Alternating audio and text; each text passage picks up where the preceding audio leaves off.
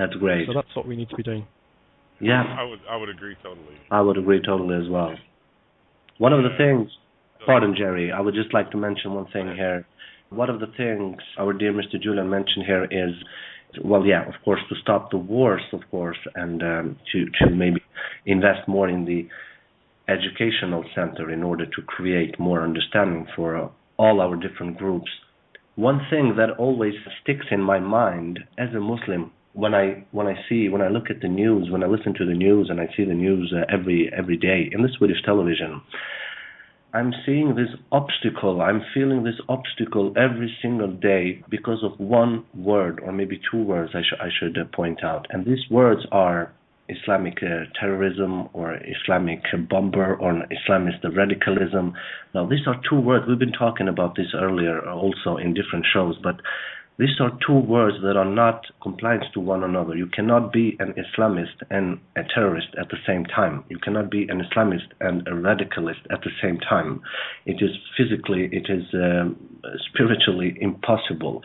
So here we are trying with different organizations and associations and gatherings and dialogues and radio shows and TV shows and so on and so forth, with everything we've got to educate, and that's good. We're thankful to that. We thank God for that. But the thing our population is being told every single day, in this case I'm talking about Scandinavia, but I assume it is the same all over the world, and especially in the European Union, when you have your own local friends, your Swedes, your Danish and your Norwegian people who have very little knowledge about Islam. I mean, I myself had very little knowledge about Islam, because the world today is being shaped, or has been shaped, in the way that everybody thinks it is as it is, living in one place with religion and another place without a religion. So everybody are thinking that we are in some kind of vacuum here. But how can we take those words apart? How can we have our journalists, our reporters, to understand that this is not the way of going forward?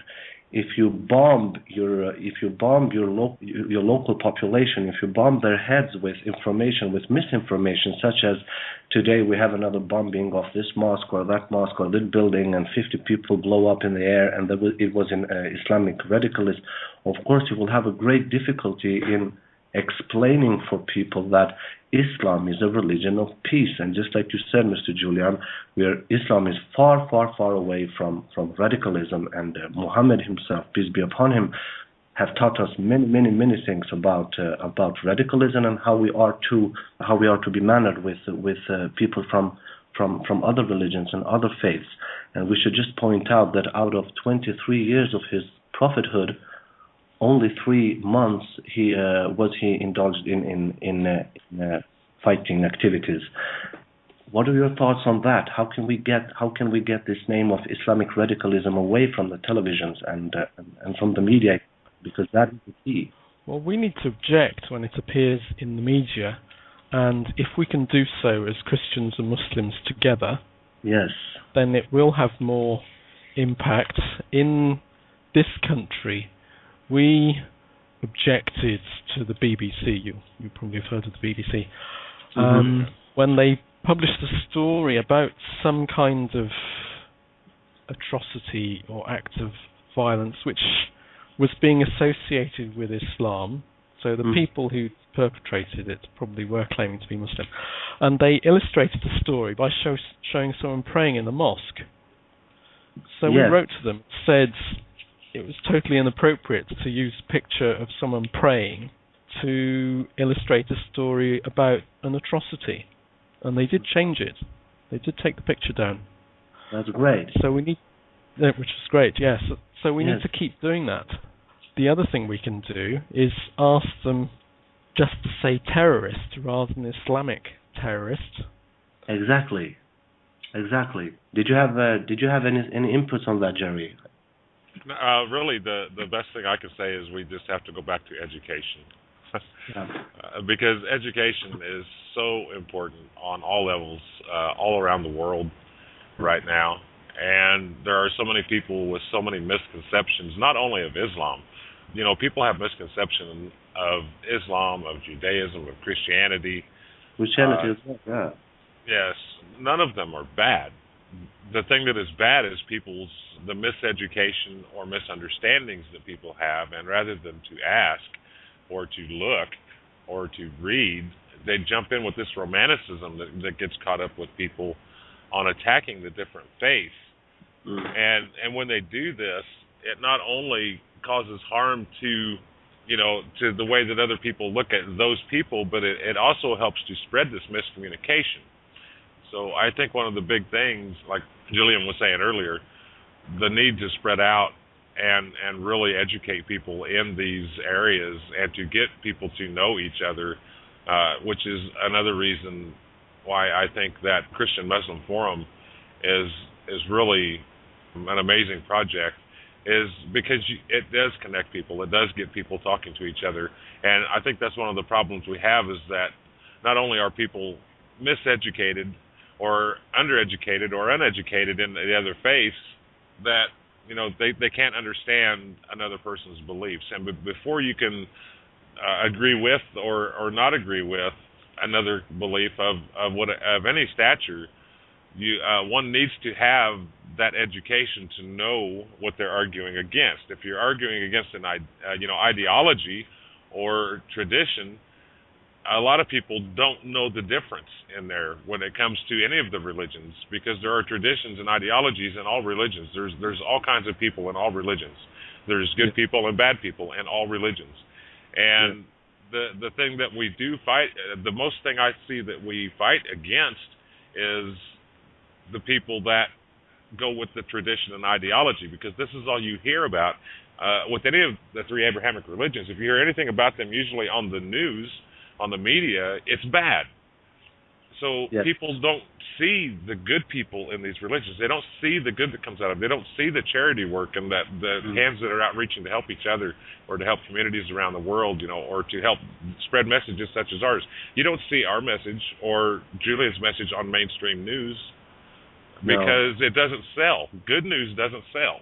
Bad news sells, which I'm really glad we don't have a lot of bad news on our shows, because myself, I don't think I could work for mainstream media, because I'd probably get fired. Because if one is always looking at the bad in something, they're going to find bad in it. If you're looking hard enough for something, you're going to find it, because it exists everywhere in the world. We need to look for the good in things. We need to get people to look at the good in things. And we also need to keep in mind the bad in things. I mean, this is one of the struggles that we have in any of the faiths. It's our duty, being faithful in our religions, whatever religion you are, to dispel these myths, to dispel these theologies, to look past the tradition and get people to understand what is tradition and what is actually the works of our faiths.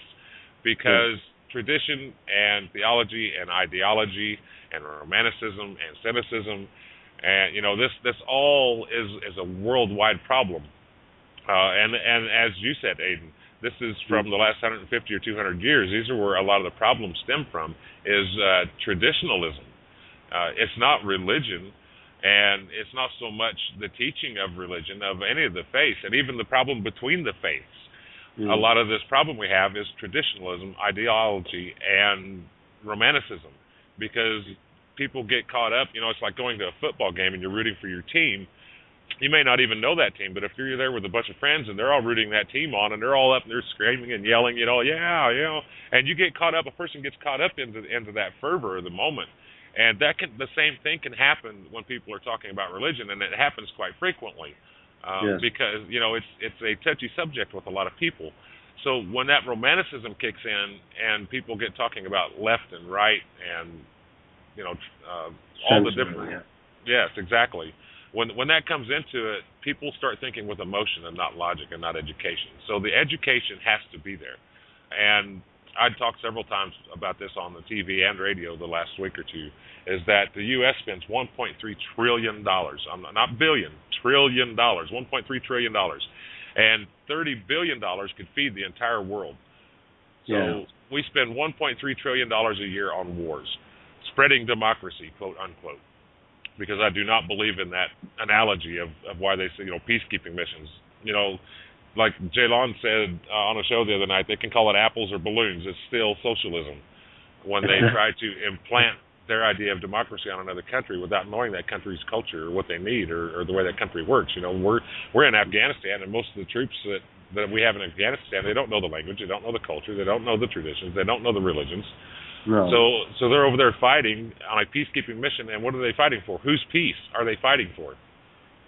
You know, those are things that I argue quite often in a lot of different forums, and it amazes me the number of people that do not know what is going on in their own worlds or around the world or in other countries, because they're so centered on their own lives that they're and this is the way that a lot of societies, not just in the U.S., but societies around the world have come to be, and it's changing. But, you know, if you're in this society, then or your community, then that community spirit gets caught up, and a lot of people, I think, fall into this, is that, well, I'm supporting my community, I'm supporting my church, I'm supporting the people in my area. Okay, well, that's all well and good, but if nobody's supporting that out of their area, how are you going to know anybody out of that area?